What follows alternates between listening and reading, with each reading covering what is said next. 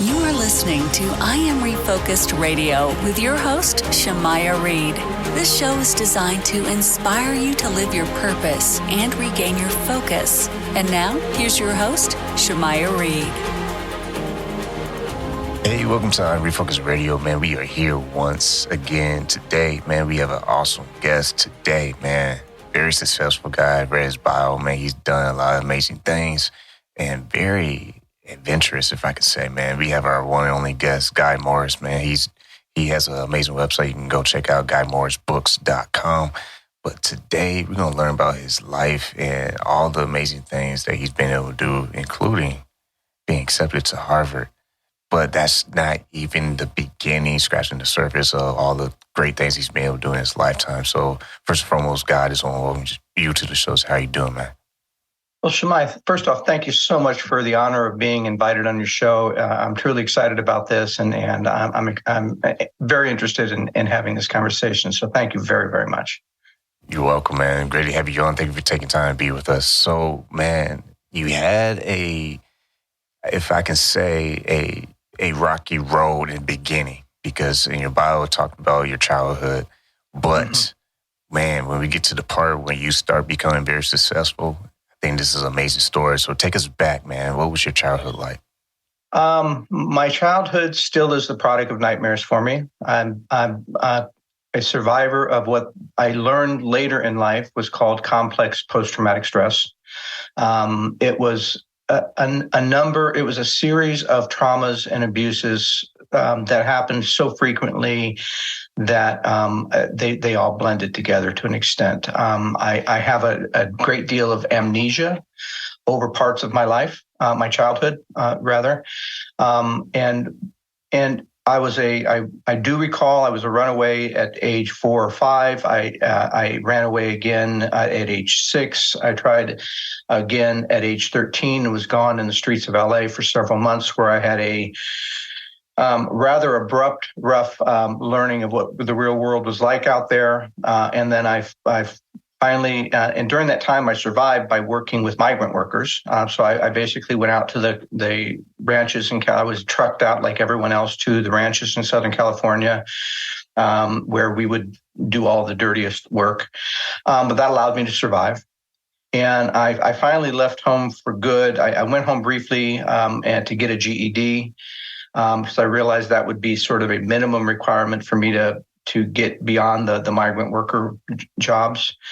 And so it was rough. There was a lot of alcoholism. There was a lot of violence. There was a lot of, I learned that everybody lied, and everybody lied about whatever they felt was important. And so I kind of had a negative view of the world kind of going in, but I had a determination that I didn't want. My past could scar me, but I didn't want it to define me. And I was determined that I was going to. I'll say it this way. There was a movie out a few years ago called The Knight's Tale, and in The Knight's Tale there was a line in there that resonated with me deeply, which was, "I wanted to change my stars." And there was a desire in me to change my stars. And I knew that no one would necessarily do it for me. I wasn't in a position where I could bank on somebody kind of bailing me out. I had to decide that my life would be doing whatever it took, but in an honest way, to educate myself, to work hard, to be the hardest worker, to be the best worker, to always be on the leading edge, never allowing myself to rest on my laurels. So I left home at 15. I stumbled around a lot of odd jobs, construction work, driving produce trucks, doing ditch work in Arizona. I hitchhiked to Arizona at the time, where I almost died in the desert because I got stuck there for several hours without any water. But ultimately, over a few years later, I wound up getting married, and through a series of what I could only describe as miracles, I was accepted to go to college at the University of Arizona. And to be honest, at first I was pretty, I sucked. I was semi-functionally illiterate. I had to learn how to read. I was 18 units deficient. How I got in was I said, somewhat of a miracle, given how bad off I was. I had never taken SAT scores. I wasn't quite sure how I did it, but I knew in my heart that was, sometimes you only get one good shot in life. And I knew that was my pivot point. That was, if I could succeed, if I could get through and do well, that would change my life. And so I did. I was tireless. And I do mean, I probably should say I was exhausted all the time, because I rarely slept. I worked till way into the middle of the night. At the time, I had just gotten married. My wife had gotten pregnant right away. So I was working at a 7-Eleven to try and support myself, and to get through college. But I ultimately got through, and somewhere around the second or third year, I started going from C's and D's and an occasional B to almost all B's and A's. And something kind of pivoted. I had something in my brain started clicking, something in my confidence started clicking. I started deciding that I could do this. I wasn't going to fail. And I ended up, one of the thing that kind of brought me into notoriety and got me accepted into Harvard, and also got me a scholarship at the U of A to go to grad school, was that I was in the economics program. One of the things we had to do is to build it's a mathematical model to determine, to project and predict the gross national product and the interest rate and the unemployment. And it was a macroeconomic model. It's the same kind of model that the Federal Reserve builds, that major banks build, that several universities experiment in building, including Wharton and Harvard and others. And I had a theory that was essentially a new theory at the time. This was years ago in the late 70s, that the technology that we were starting to implement in the economy, mainly in the shape of mainframe computers, had not just the value of the cost of the computer itself, but that there was a productivity value in purchasing that equipment and implementing that equipment. And I was essentially the first person to decide that was something real and prove it through my model. And I beat out everybody on the planet in terms of my economic model, which certainly got the Federal Reserve's attention. It got Harvard's attention. But it was a tough thing to do. I would be at the data center. Usually I would get there at midnight, because most of the other students were going to bed about that time.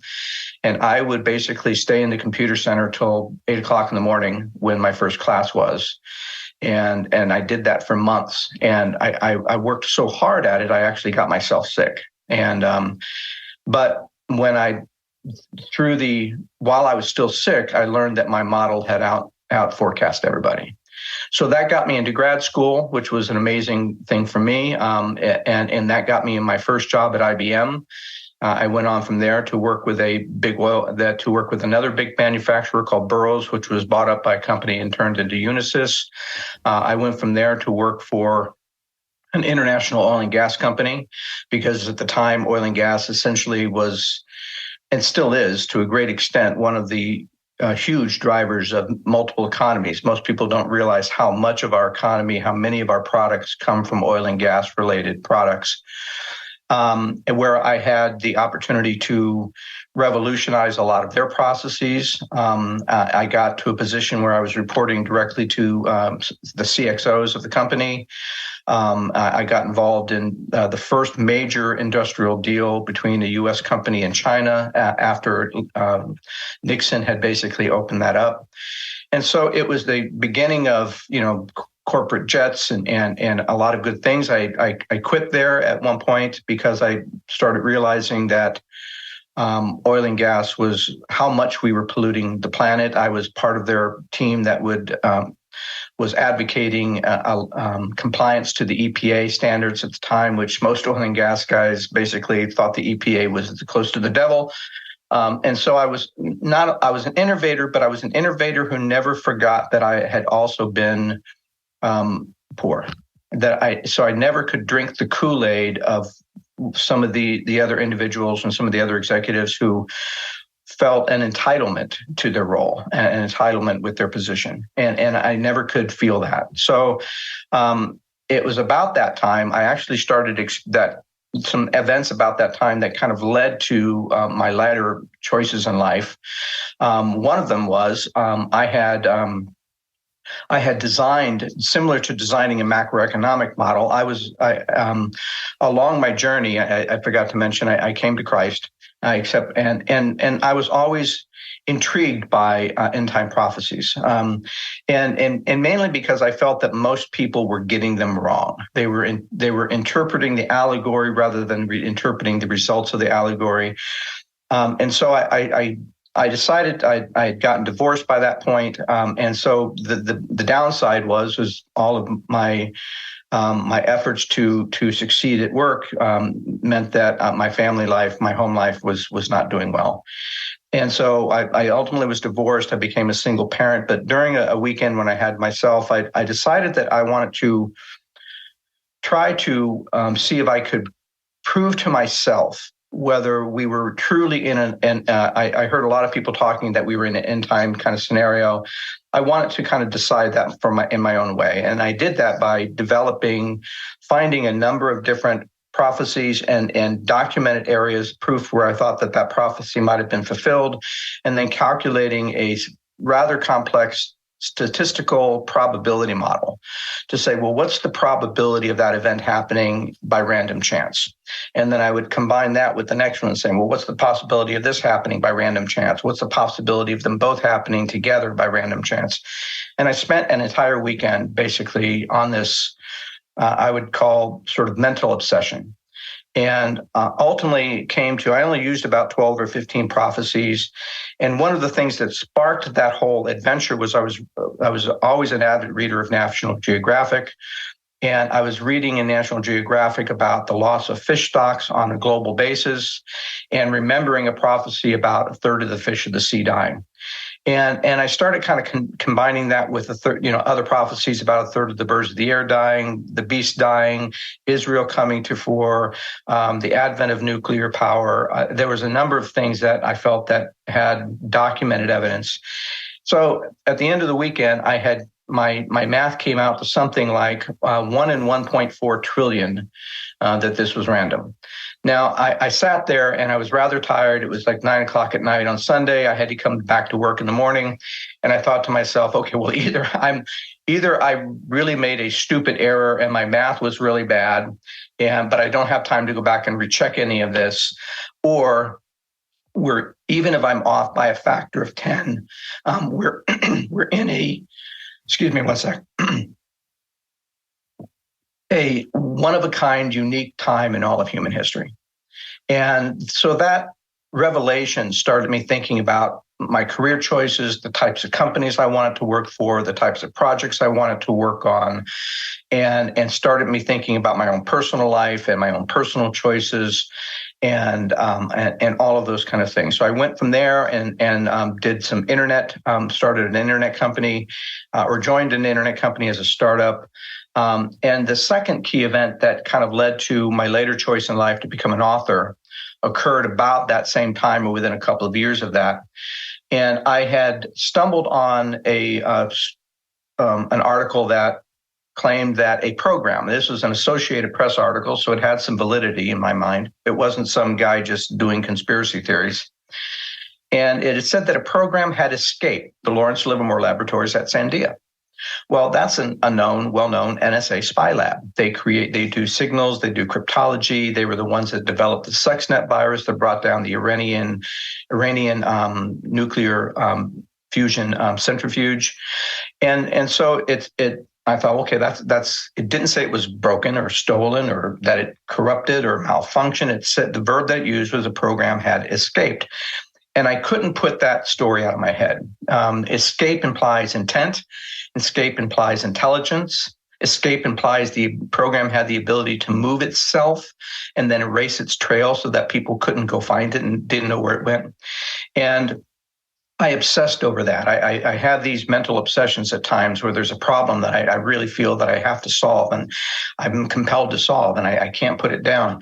And so I spent time with that, and until I ultimately figured out how a program could escape. I used the technology knowledge I had at the time. I decided, well, why would the NSA build a program with that amazing capability? What was it designed to do? And then I tried to come up with an idea of why it might escape. And about the time that we concluded, I had a dear friend who was a film producer. He wanted to, instead of a film pilot or a film script, we decided that, well, let's build a webisode.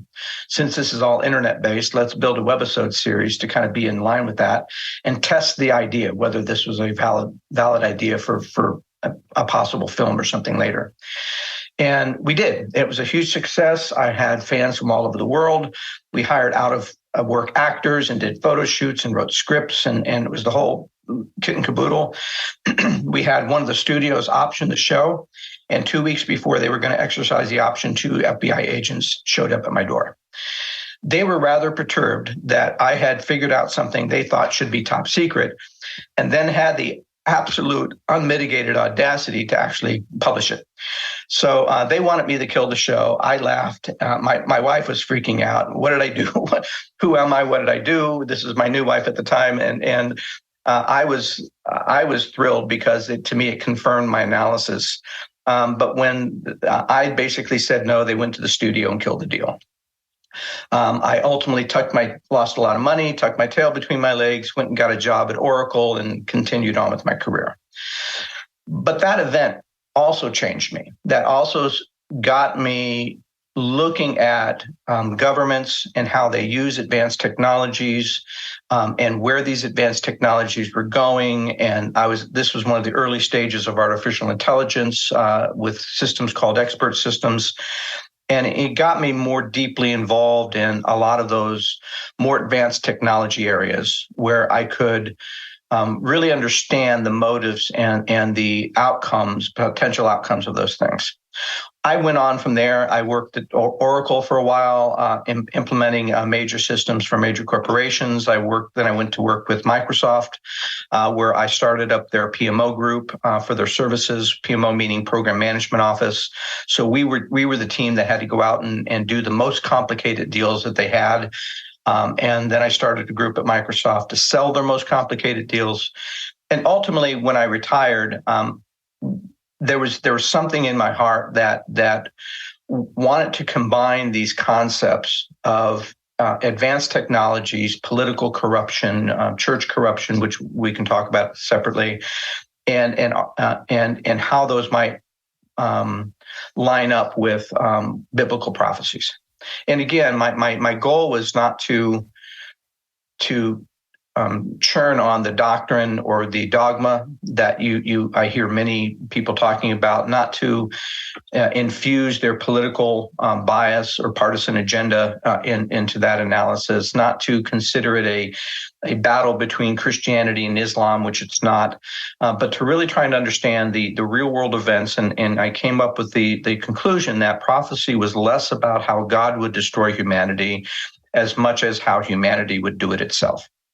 And so I started really looking at climate, all kinds of other issues that tied into that, and that was really the spark when I retired, I wanted to write about it. And so I didn't want to write it in a preachy kind of way. I wanted to write something that would excite people, that would entertain them, that would get them to think, that would be conversation provoking. And so I took I'm a big fan of thrillers, and in particular James Rawlings, Dan Brown, Michael Crichton, who take true technology and then spin an amazing tale of saying, well, what could go wrong? And so so I produced my first couple of books, The Swarm, which deals not only with this program that had escaped, and the program itself used the same techniques that I had used to basically decode end time prophecy. And I started dealing with DARPA weapons that are using artificial intelligence and other technologies, and how many of our advanced technologies are racing faster. They're advancing faster than our ability to control them, either legally or morally or financially. And so that became sort of a formula for me to kind of look at those things in life. So I have had an amazing background during the time when I was in my career. I was also a songwriter, so I wrote songs with Disney. I've recorded 3 or 4 of my own CDs. I lived on a yacht with my son for a while because I didn't want to live in a condo in a difficult part of LA. And so I got a charter captain license from the Coast Guard, and I've gone diving with sharks, and I can talk through a number of amazing adventures I got to live because I was unwilling to accept. I wanted to change my stars, and I did. And that's brought a lot of conflict and a lot of joy. There's no path in life that is conflict free, but I learned how to deal with those things, hopefully in a much healthier way as I grew and matured. Once again, listen to Refocus Radio, talking to Guy Morris. You can go to his website, GuyMorrisBooks.com. And yeah, man, I mean, that's a lot of history, and that's a very awesome story. I mean, many stories really, but when you see the success you had in your life with not just your career, but like you said moments ago, of just remaining humble, knowing where you started, and kind of having that moral compass, if you will. Like, okay, I'm doing these great things, but I'm still trying to look at the bigger picture here. You know, what was really important in life. How did you continue to just keep that in balance and say, you know what, yeah, I'm doing this great work, but at the same time, what's the most important thing in life still? Well, to be honest with you, Shemaiah, I didn't always. There were times when I did get sucked into how much money I was making, or how fast I was advancing in the corporation, or whether I got the choice jobs. And while I unlike many people, I had the opportunity to, oftentimes, the company would basically say, we have a problem over in this area. We want you to go solve it. Go ahead and build your own team. Tell us how you're going to do this. Write your own job description, sort of thing. And that was exciting, but it took me away from my family. And I didn't always keep those things in balance. I had, because of my post-traumatic stress, about a decade or so ago, I had a bit of a breakdown where I just had to kind of quit everything. I kind of shut myself into a room for several months, just trying to recontemplate my life. And it's not always an easy road, but I kept coming back to what I felt was important, and I had to reevaluate and give up those things. I don't make a lot of money as an author, certainly not the kind of money I was making before, but I'm now kind of refocused on the idea that I have an enormous amount of learned experiences. I'll say it's not that I'm smarter than others. I know that I worked with Microsoft and the Federal Reserve and government, and I've worked with brilliant people my entire life, and their brilliance was part of what motivated me to stay sharp. But what I did give up was the idea that the main goal in life was wealth and prosperity and achievement. I started realizing that people were more important than possessions. And I came to that realization by losing some very important people in my life, like my daughter. And so it was during that time that I started shifting.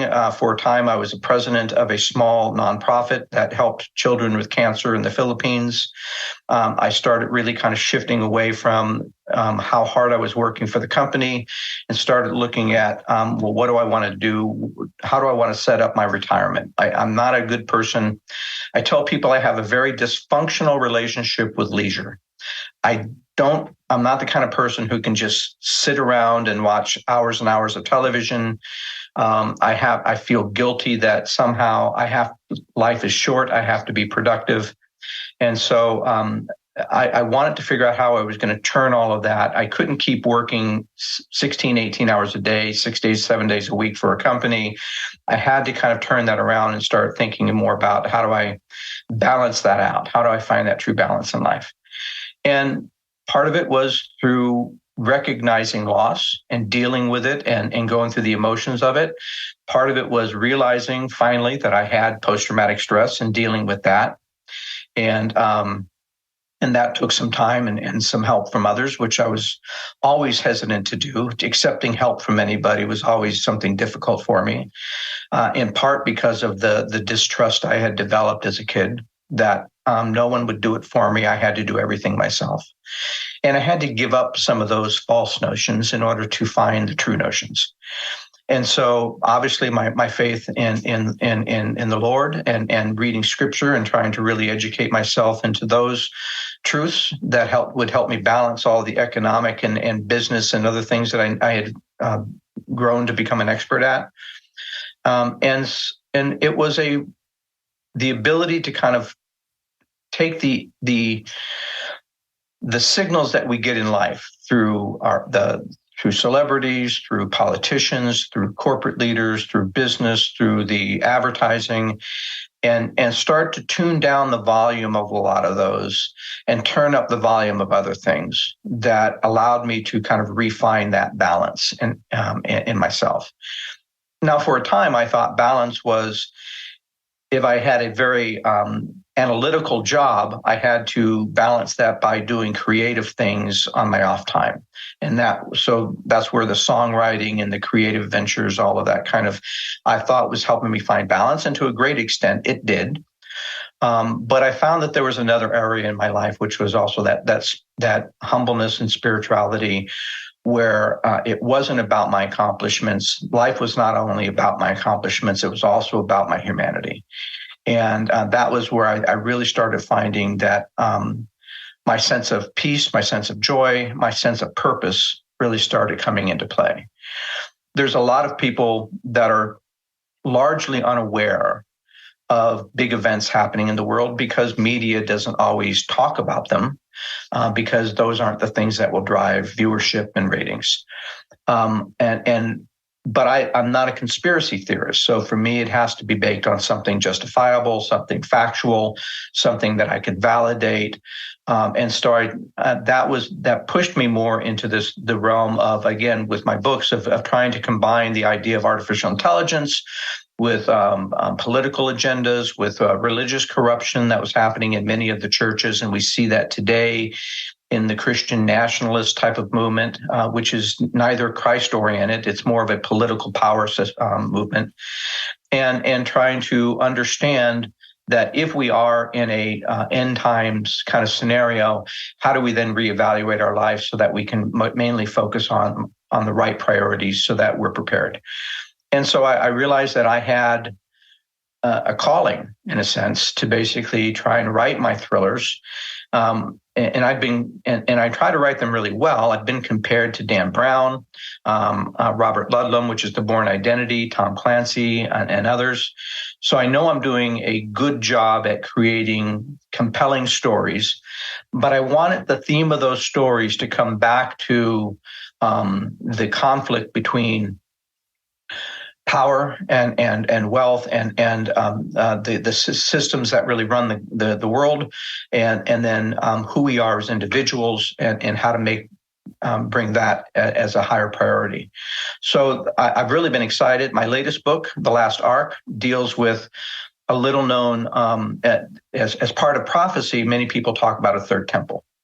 Well, I've always thought that seemed very highly unlikely, given all of the politics and everything else.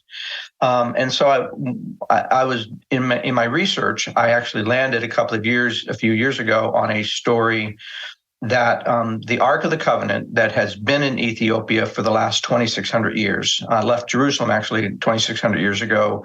And there's a well-documented history. There's Graham Hancock specials. There's National Geographic specials. A number of people have done specials on the history, so I won't go into detail there. But in January 21, an Ethiopian army and a militia basically stormed Axum, and 750 men, women, and children, including the guardian of the Ark, were massacred trying to protect the Ark. It was ultimately stolen and sold on the black market. Now, for me, again, my more mathematical kind of mind said, well, if that's a really highly unusual, unique event that has very, very low probability of occurring just randomly for no reason, how does that play into all of these other things? And that along with a second ark, and another, again, a story most people aren't aware of. In the 1960s, there was a copper scroll found outside of Qumran, where all the Dead Sea Scrolls were found. And unique to all of the other Dead Sea Scrolls, it was written not only because it was written on copper, but it was written in a more ancient Proto-Israeli Hebrew language. And that scroll described 64 locations where temple priests had hidden pre-Babylonian treasures, billions and billions of dollars worth of treasures. And in the 64th location was a second copper scroll that described where Jeremiah had hidden the Ark of Testimony made by Moses. For 50 years, no one's been able to find any of those locations. They were all looking in the wrong place. They were all looking in Jerusalem. About 6, maybe 7 years ago, somebody actually decoded all 64 locations underneath the ruins of Qumran itself. And those locations were validated by an Israeli archaeology and antiquities group metal scan to confirm that indeed there was gold, silver, non-ferrous metals under every one of those locations. But Israel can't dig there because that's Palestinian West Bank territory. And if they did, all of it would legally have to go into a warehouse and they'd never see it again. So that was about the same time Israel started talking about a single state solution. So in my head, again, the probability that this would happen along with all of these other dozens and dozens of other prophecies that have been fulfilled in the last 70 years would occur, that it just became another piece of the puzzle. And the political, I would call piece deal for political theater that's depicted in the last arc is grounded on those two factual events. And so I started looking at all of the other multitude of factual events that are occurring underneath the covers where most people don't see, and trying to bubble them up and building them into a thriller so that it was fun to read while it got you to think, so that it wasn't some sort of non-fictional sort of dissertation about how all these things are occurring, but would actually be written in a way that would engage people, normal people, into the topics. You've been listening to Army Focus Radio, talking to our guest for today, Guy Morris. You can go to his website. His website is GuyMorrisBooks.com. And lastly, before we let you go, one more question. You are a founder of the Author Event Network Association. You share with the audience a little bit about that and what is the vision for that? Well, thank you for bringing that up. As a new author, my first book came out in November 2020, right before the November election, so it deals with some of those election issues. My second book, The Curse of Cortez, which a completely separate thread, that one took me a decade to write, and then my third one just came out a couple of months ago, or last month in November 2022. One of the challenges of an indie author is trying to get attention, and it's extremely expensive and difficult to get attention on Amazon with ads, or to get attention with social media, or to get attention and to build sales and to build a market. But so I had done some book signings early on with my first book at Barnes & Noble, and those went really well, but it was sort of a one-off type of deal. And so what I wanted was I actually stumbled onto another small group that every year they went to this one local festival and with a group of authors, and they sold and signed their books. And that was an eye-opening experience for me. That festival got 15 to 20,000 people or 25,000 people. I sold more books than I had ever had at any other event, any of my other signing events.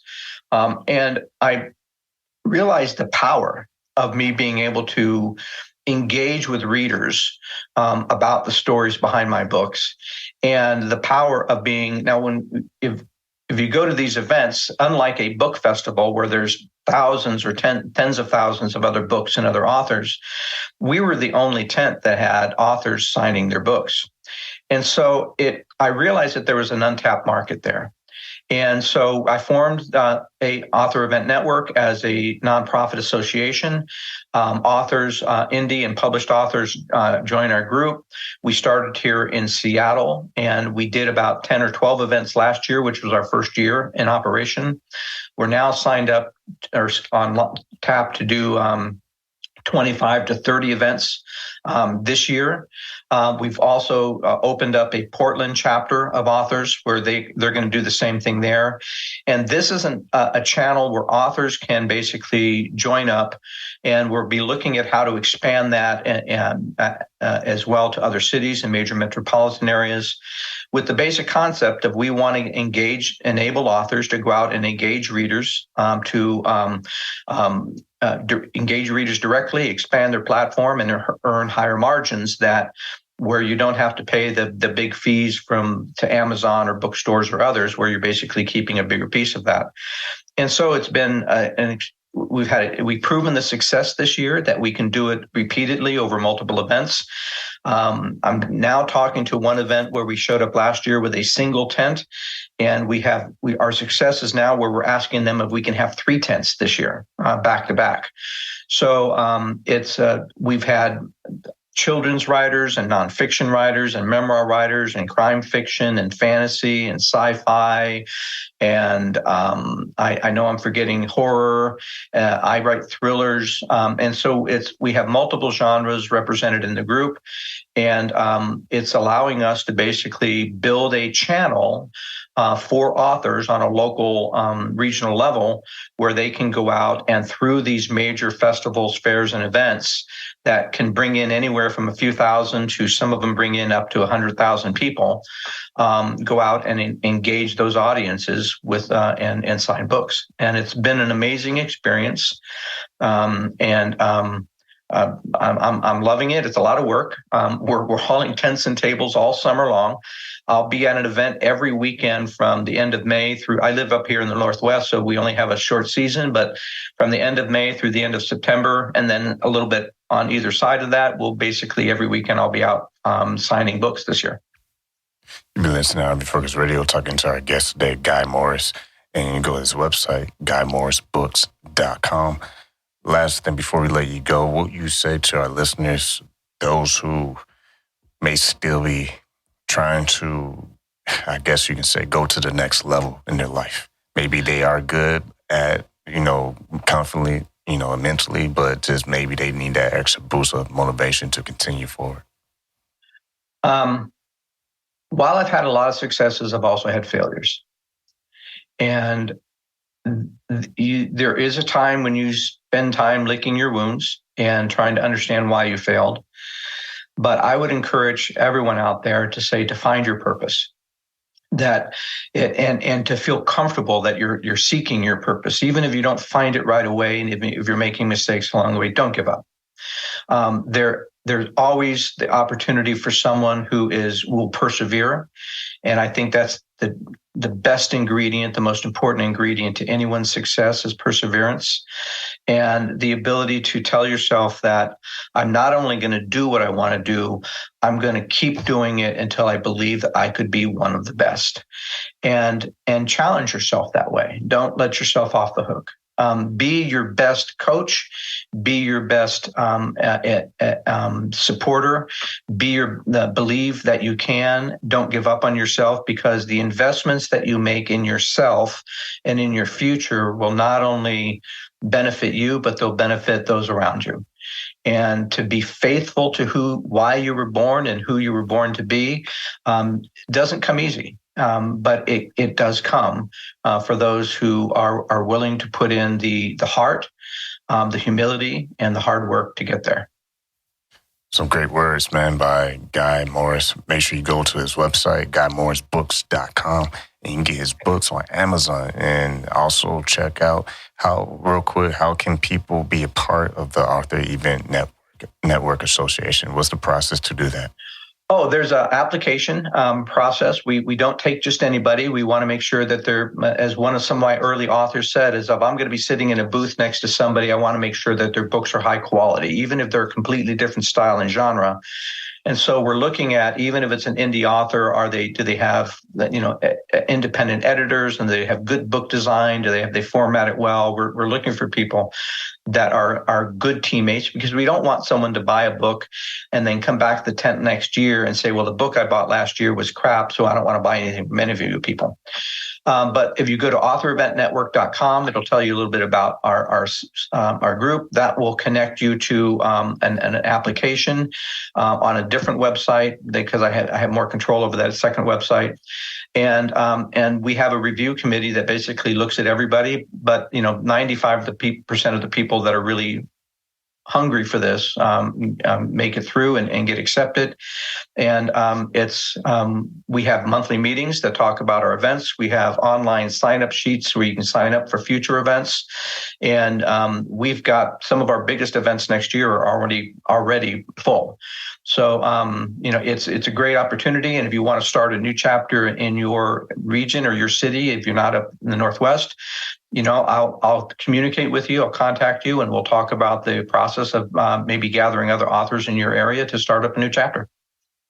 Once again, go to his website, guymorrisbooks.com. I want to say thank you again, Guy Morris, for taking time in your schedule, talking to Refocus Radio today. Thank you so much, Shemaiah. It's been an honor and a pleasure. Appreciate it.